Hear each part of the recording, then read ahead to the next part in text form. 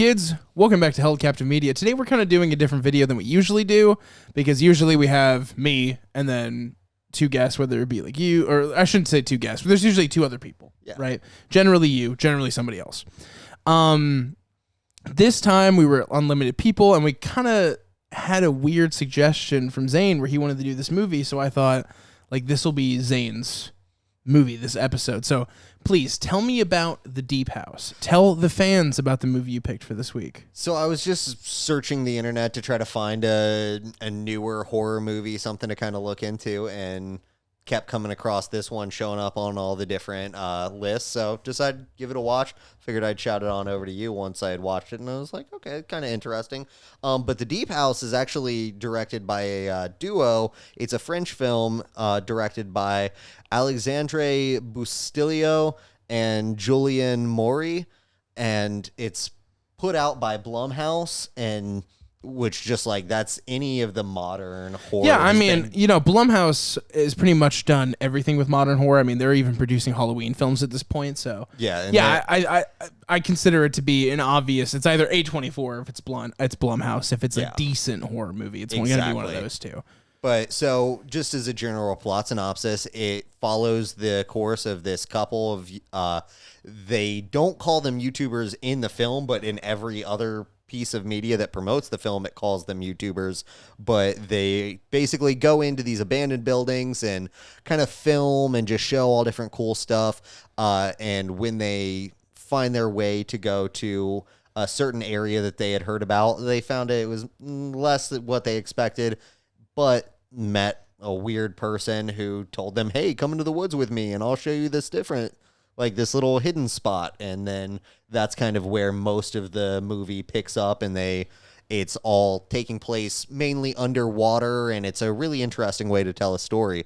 So I did kind of want to go through just from, let's go ahead and say, I just kind of want to hear your thoughts. My thoughts on it? Yeah. All right, so right off the bat, I have kind of a weird thought about it that isn't relevant to the review at all, but I thought would make you guys laugh. Back when I thought that I was going to be someone, I thought I was going to be Kevin Smith. I used to write like screenplays all the time, and one of the screenplays I wrote was inspired by how much YouTube I watched. And I used to watch this YouTuber, and God, in the comments, please comment if you know who this is. I cannot fucking remember.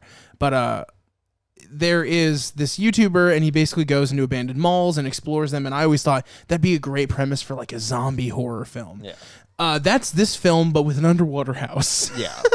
Like, they made the movie that I wanted to make, but probably better than I ever could have made it. Yeah. So I have to acknowledge that before I say that this is either the most unconventional conventional film of all time, or the most conventional unconventional film of all time. There is so much to like and dislike about this movie that it is startling to me how rich some parts of it are and how like absolutely trash other parts are. But that's just what are your opinions on yeah, it? Absolutely. It reminds me of somebody had said something, it was probably like just a stupid TikTok or something, where it's like everybody talks about haunted houses, but nobody talks about the like, are there hauntings underwater? Are there hauntings in the ocean? Are there like hauntings in these other places? And it's like, I mean, I guess like if supernatural stuff is happening, it would just kind of happen. But wherever. like Ghost Ship was like a dumb horror movie about like nautical ghosts, right? Yeah. And that one was like way more fun than this. This was like this was not as fun in my opinion. I mean, do you want to like just like? Do you want to go ahead and give it a number first? Yeah, okay. You go first. So I'll go ahead. I have to formulate that idea. I don't want to be too harsh, honestly. I'm going to go ahead and give it... It is dynamic to look at. At times. But I'm going to say overall, probably a 4. Yeah, it's a 3 for me, and here's why. But let me finish. Okay. Whoever did the cinematography and and the two that directed these movies, give them a decent script, because they had a lot of creative ideas for the innovative telling of the story that was the most boring story of all time. They're like, let's tell this story really, really well, about nothing. Like, it doesn't really have any of a story per se. It's just the gallows underwater. So yeah, it's like a 3 out of 10 realistically, but I want to see more work from them. I think that it was an interesting, like, a lot of the underwater scenes. Can we get into spoilers? Let's go ahead. Because literally, it doesn't, like, the movie doesn't matter. Watch it or don't. It's on Paramount Plus. If you want to watch something that has like really creative ideas on display, but you can get through a boring ass hour and 20 minutes, somehow the longest hour and 20 minutes of my life. And Franny, because Franny was supposed to be on this video, she fell asleep because it was so boring. And I get that. But if you were like, I want to see a creative way to tell a horror movie, I don't want to see the same jump scare because a crow hit the window. That doesn't happen in this movie. No. There's an underwater drone who talks to you like that robot cat in the Lightyear trailer. And he like has his little shots and moments. I feel like I'm gonna give it away. If we're gonna talk about it, let's go ahead. Let's say hard cut. We are entering spoiler territory. I don't even know if it's on the screen. I'm assuming that's spoilers. If you guys want to know what this movie's about, first of all, why? Second of all, don't watch this video. Go watch the movie on Paramount Plus, or it's an Epix movie. I think you can watch on Epix, or $3.99 to rent it on digital media, whatever. Do that.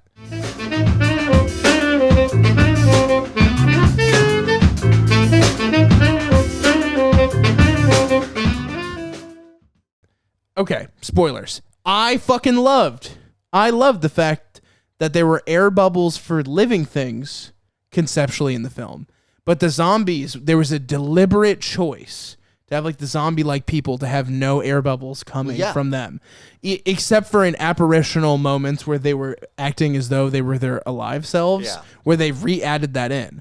That is a conscious choice that they took that I thought was really inventive. I think it still sucked really bad. One of the things that I loved is always in like these tropes are like, oh, well, like a horror movie, like don't go in there. Like that's so like you don't know what's in there. Like they could get you. The dude, every single time he had a chance, he's like, I'm sending in the drone. Yeah, he was like, if you ever have seen Mystery Diners on TLC, there's this guy, and what he does is he runs this show where it's a reality show, and he goes to restaurants and he sets up cameras and it's like undercover, and he figures out who the bad employees are who are working a minimum wage job and aren't giving 100%, 10%. Like, fuck you. I don't want to work that hard here. We work at Cheesy's, all right? Yeah. I don't give a fuck. I make grilled cheese sandwiches. Anyway, he has a drone that he does to spy on people, and he always says, send in the drone. And I instantly thought of that guy. So the thing that fucked with me was when he first did it, I'm like, genius move. Like, this dude is like doing the moves that everybody talks about, like, oh, if I was in a horror movie I would do this, but then he keeps doing it and I'm like, fuck, this is really boring. I do not give a fuck about also this like drone. If your boyfriend acts like that, anybody out there who has a boyfriend, men, women, anything in between or otherwise, if someone in your life treats you like that, dump them. You're terrified underwater. You're running out of oxygen. She's saying, we should dip. He's like, I don't know. I like it down here. It's pretty fun. It's only spooky shit around every corner. I like it down here. Like, fuck you, dude. That's your fucking lady over there. Literally keeps going like, I just want to get a few more shots. Like, we're just gonna circle back. And when he was fucked, I'm not gonna lie. Like, if I could just, he deserved it. Yeah. I wanted to play that like Cheers soundbite when I was watching the movie, because I was like, fucking good. He deserves it. He put them in this situation. As far as like the reason that the haunting is happening, could they have picked any more generic, just like, they were Satanists? And it's like, it always boils down to that, right? It's like okay, like, but they were Satanists. End of conversation. Yeah, like just make it like a little like I get that it's they were Satanists and like it doesn't matter what their motives behind it were. It's just supposed to be scary. And it's like watching a lot of that stuff in the water, like it was very interesting. Like every time they move through, you see the sediment kind of kick up. It was visually interesting. The directing was done in a good way, but the story was just so fucking like the character motivations. The guy's like, I gotta get another shot. let me get. I straight up shouted like, "Shut the fuck up, Logan Paul!" when he was getting the shots of the fucking dead people. I'm like, bro, it is obviously. No, I'm a strawberry. Like, why is Logan Paul in this movie? He's not in the movie, by the way. He's just someone who acts like him. Yeah. Yeah, I mean, which also, when I was watching it, I wasn't thinking like, why would they tell me to watch this? Because I got what they were saying, and you guys kind of warned me. Like, he and producer Lacey were both like, it's good, but it's not like amazing. It's good for these reasons, but not like actually a good movie. Yeah. And it's like it's an interesting way to tell a story. It's like them running out of air, like that fight for them to like try to stay on top of their oxygen levels. That was something that did add tension in a really neat way. And there were just different things in there that I was like, okay, yeah, this is really cool. But then there's also shit that it's like, okay, they went to what they thought was going to be this cool, like, flooded city, but it's just a tourist trap. And then they went off into the fucking French wilderness with this random dude. Yeah, I was wondering where they found this dude, and I was like, my microphone sounds really weird, by the way. I think I'm still on a different set. It doesn't matter. But I just heard myself like sound like I was talking underwater myself when I yelled like that. No, it didn't make any sense. It was like, okay, so we're just dealing with some random dude who happened to be walking by while they're trying to like enjoy their like. How does that conversation even really strike up in like 10 seconds? Hey, I go underwater. Oh, you go underwater? I know about a great house underwater. If you give me $100, I'll take you straight there. Oh, great. Goodbye. Hey, I'm going to tell my girlfriend. Hey, girlfriend, I just had a 5-second conversation with this guy. He's willing to drive us hours out into the French wilderness so we can go underwater and go inside of a house. So let the record show. I know that I'm not supposed to acknowledge producer Lacey, but she fucking stared at me hardcore when you said, how does that conversation go? Because I've totally had that kind of conversation with me.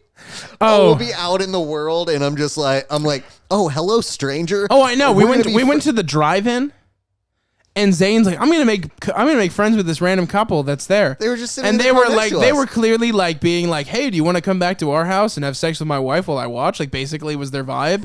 And I was like, hey, Zane, let's stop talking to fucking strangers at the drive-in, please. Come over here. The guy's handle on Snapchat, shout out to this guy, was Pedo Bear. If Pedo Bear's still out there, troublesome name, and don't go to my drive-in anymore. You scare me. I was just trying to make friends. But yeah, so that's no. Why? Why do you always need? I'm your fucking friend. Hang out with me. I'm way cooler than Pedo Bear. I'm not gonna be awkward and like try to pull you away from your. They were trying to pull him away from what we were doing, to hang out with him. Just a man and his wife. And they were like, "Come here, to have a conversation. We're having a throuple. Come here."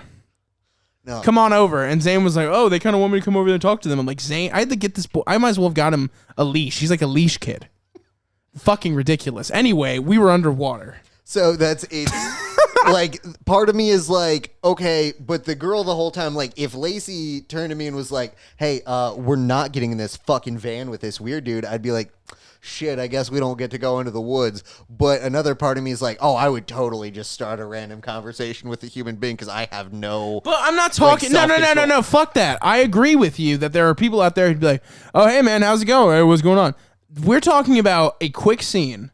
Yeah. Where he went to go get something for his girlfriend, or maybe it's a fiance, or maybe it's his wife. I think it's could be his fucking sister. The story's not very clear about a lot. He goes over there. He's like, what's going on? Hey, man, I got a fucking boat, and I'm like, how does that start? Even if you start with, hey, I'm famous on the internet for going underwater, as if people want to hear from that guy. Yeah. The dude who opens the conversation with, hey, I'm the underwater guy from YouTube. Hey, underwater guy from YouTube, can you go back underwater and leave me the fuck alone? Which also, everything says that they're like sort of famous for going underwater. The first fucking scene in the movie is them exploring an above ground house. Like, it's not underwater or anything. They're just in like the Ukraine. Well, it was caverns in general, but even then, how do you start this conversation about an underwater house? Also, it's because this guy works for the satanic ghosts, I guess. And also, what does that pay? He's the son. What does that pay? It's not that it pays. It's you worked for your father. Did you get paid? That's honest to God work. I'm going to the park to pick up strangers to drown in our underwater house. Yeah. You better send me a fucking paycheck, dude. Yeah. Sorry. That's how I feel about it. Yeah, no, and like I said, it's visually very interesting. You do get a couple of those classic jump scares, but they're almost turned on their head with like the jump scares were a bit more subverted. They were like when they were introduced, they always led to something, even if it wasn't the scare. It wasn't like a jump scare where it was like, oh, there's just nothing here. It was always something, but it always sucked. Yeah.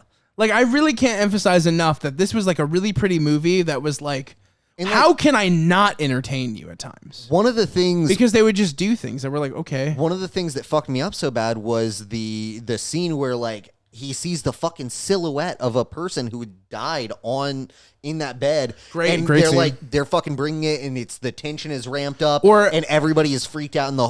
At the time, I'm like, oh shit. Another element I love is... And then they're just like, let's go deeper. Another element I love is the way these masks are set up. They're lit perfectly, so you get full facial expressions from these characters, even though they're underwater the whole time. I think that's so important that they did that. Yeah. And then to also introduce the two-way communicators. These were not things that were around in deep diving 10 years ago. So this film is entirely a product of its time as well, where it's like, okay, we have the technology to make this film better. Yeah. But why not make like 1,000 Leagues Under the Sea or like a good movie? Like, why did they make this? And why, like, you can make a good movie about a house underwater, but like, tell me more about why it's fucked up and haunted. I just hope don't make it just generic insert satanic cult here. I hope that I get to see more stuff coming out from these directors, because I did really enjoy what was visually put out.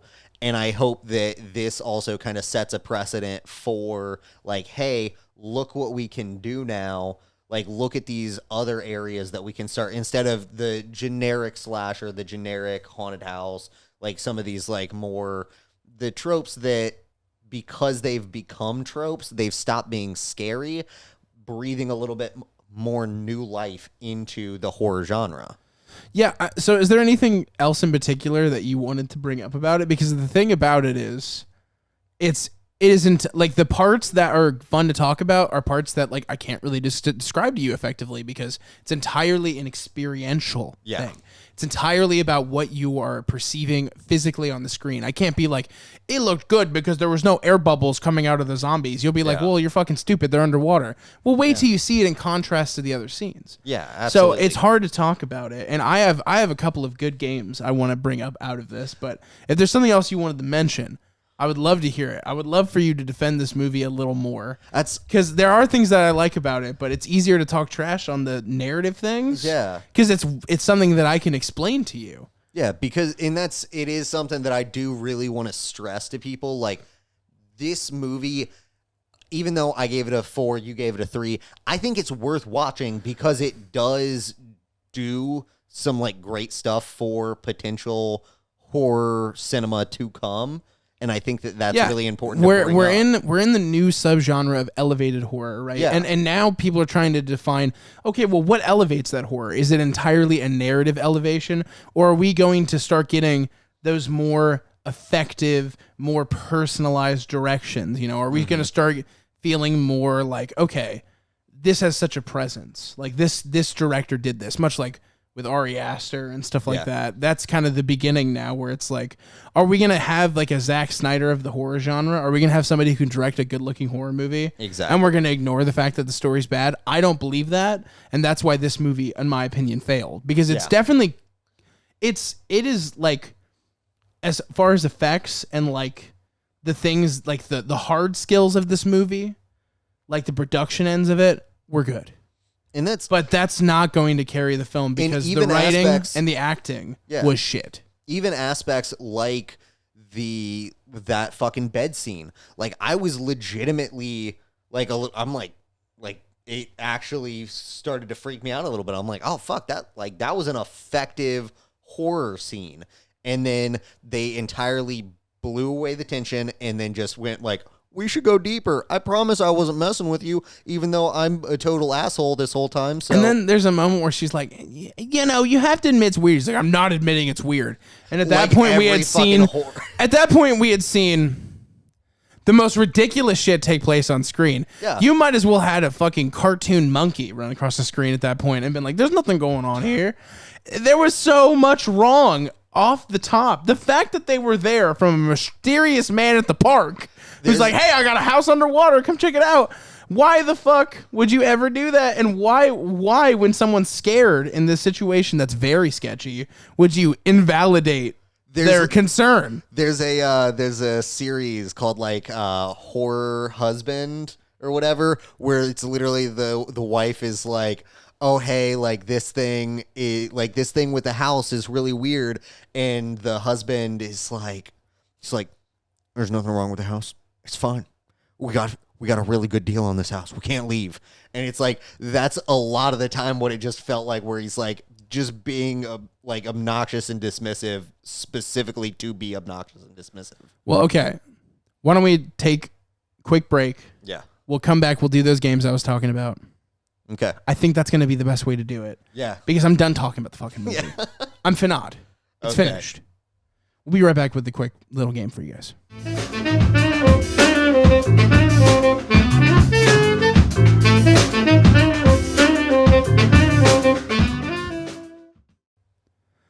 All right, Zane. So I have two questions. We can call them games, we can call them whatever. Okay. But I think that these are interesting topics about this movie, and considering there's nothing else interesting to say about it, I have the first question I want to pose. Yeah. All right, so the movie as it is, this idea of an underwater house, this concept of an underwater house horror movie. Yeah. If you could have any director or director team or filmmaking team make this movie in their own vision, who's somebody you would want to see in the chair to do it? And if you say Tarantino, you will lose your right to be a film critic, because that is such like a softball answer. So I don't even know so much that I would want to change the director. I would. Who I think, because I thought that these two did a good job with what they were given, but I would want to see, as a writer, Gerard Way. Yeah, I could see another writer taking it on. Gerard Way could be cool, be more comic booky maybe. Yeah, just like he's got a really interesting way of telling stories, and I think that would just be really fucking cool to see, like, the story that he would make with this concept, and watch these same directors, because like a lot of the visuals that we were talking about were really neat. I think that it was some of the way that, because they could only do so much when the only motivation was, well, they're YouTubers and they need to get a video out. Like, I think that Gerard Way would be somebody who could make really interesting writing, and these guys, I think, would do a really cool job of bringing that to life. So if we're talking about teams and writing and everything, I think my answer is a bit more specific. I think I would go with the writing and directing team of David Gordon Green and Danny McBride, the ones that made the new Halloween series. Also, Danny McBride's a known comedian. He did like Eastbound and Down, Pineapple Express, all that stuff. I would want them to do it, even though I have issues with the new Halloween series, and I'm a big Halloween fan. For people who've been following me for a long time, y'all know that. For those who don't, now you know. Yeah. I'm a gigantic fan. It's one of my favorite franchises. And the one thing that they nailed, they didn't necessarily nail always being scary or always having interesting elements, although there's a lot of that. But they just nailed character dialogue. I mean, the characters in that movie are incredibly real for how ridiculous the situation is. Yeah. I could use some more levity in the dialogue, some more character in these characters, and honestly, some more fucking believable conversations and reactions. Yeah, absolutely. I mean, it's honestly like, he's more of like boyfriend bot. Yeah. Robotron boy. Like, he's not real. He's not real. No one really acts like that. The drone had not more in those fucking situations. personality than him. The drone. Yeah, because it's like, it'll like shift around and it'll do stuff on its fucking own whenever it gets possessed or whatever the fuck happens with it. But it literally is more interesting seeing the drone run off and do shit than watching them fuck about. I'm just like, yeah, I'd say that's who I'd want to do it. And then if I wanted to take these directors who I think have like an interesting angle they can add to like special effects and everything, man, it would be really cool, like really, really cool, if they took some more of like the Dark Horse comic stuff, like the Umbrella Academy stuff you talked about. If they did like, I think it's called 1,000 Bullets, or maybe it's 100 Bullets. I always forget the name of the comic. But do something that is like horror genre-esque. Like, make a zombie movie that is set in a certain period or things like that. Clearly, the way that they can innovate and the way that they can change a story is by taking an unconventional idea and doing it really well. Yeah. And especially in the horror space, because the moments that they had that were scary at times were very scary. So, give them something fun to do with, like Haunted Water Park. I don't know. Yeah. Give them something ridiculous and then maybe get on a new writer who knows how to write something actually compelling. And you could have a great movie. And another franchise, like a specific franchise that'd be cool if they tackled it. I'd really like, since DC's doing this Black Label stuff, just give them like a real horrific DC property. I was going to say, if they had like, I feel like these guys would be able to lend themselves so well to a comic-esque thing, just because there's so many tropes anymore now that are just built into the comic book narrative, that having somebody like a team that's specifically like, okay, how can we change up what is established? Because they did the one thing that they absolutely accomplished with this. They changed up the horror buildup, even though they sometimes it's a paint by numbers horror movie. Sometimes it's entirely not. And I think that could potentially be very interesting to see how they would change up like the comic book formula, the same way that they changed up. Yeah, exactly. I just feel like these are the directors that kind of shake things up a little bit right now. And maybe they just need help more. It's like with Zack Snyder, like Zack Snyder can make a movie look really good, but he just can't make two characters seem like they're really in the room with each other, being realistic. And that's always been his like biggest struggle. Besides Man of Steel, I think Man of Steel kind of aged better than people give it credit for. But I haven't watched it in a long time. It's a lot. It's not amazing, but it's better than people give it credit for. And I feel like they could totally do that. I don't know if this is a first feature, but this is the first time I've heard of them, so they can't be too relevant. So we'll just see. You never know what comes of this kind of stuff. Sometimes people make like a great indie horror movie like Lake Mungo and it does nothing. Sometimes, at some point we're going to be talking about Hereditary. I don't know if it's going to be before or after this, but Ari Aster went from making shorts to making one of the most critically acclaimed horror films of the last 10 years. So you never know. It's you seeing this raw talent, and I'm just waiting to see what they can mask. And that's also, I think, just like with Ari Aster, sometimes they drop something little that doesn't do a whole lot, like The Deep House or whatever, and then a few years down the road, they just drop something crazy, and it's like we'd be sitting here talking about like, oh, we were talking about them back when they did The Deep House, and nobody gave a fuck about The Deep House. And now it's this crazy thing. I've been in like a independent movie, and we've been in a short together. Go watch it on YouTube. What's up? We'll leave it linked in the description. It's if you want to see the most unflattering red shirt of all time, that's on me in that movie.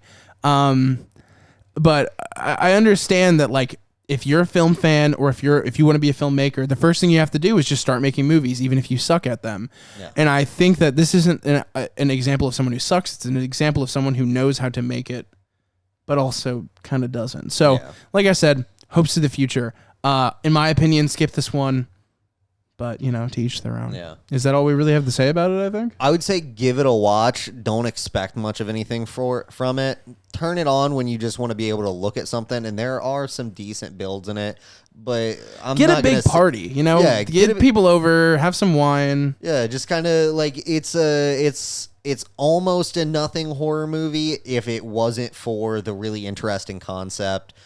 I probably would have just entirely slept on it, but I do think that there are a few things that were done in a pretty interesting way where I don't feel comfortable just entirely blowing it off, but I'm not going to sit here and be like, oh my God, it was it's so transformative. It's just amazing content. It's an all right horror movie, and it was done in a pretty neat way. So I'd say go ahead, give it a watch, but don't be too torn up if you end up missing this one. Yeah. All right, Smarty Mart shoppers. Thank you so much for listening to Held Captive Media. Leave your comments down below. Tell us about The Deep House. Did you like it? Did you hate it? Did you guys think we talked about a movie that wasn't even that good for even longer than most of the plot in the movie?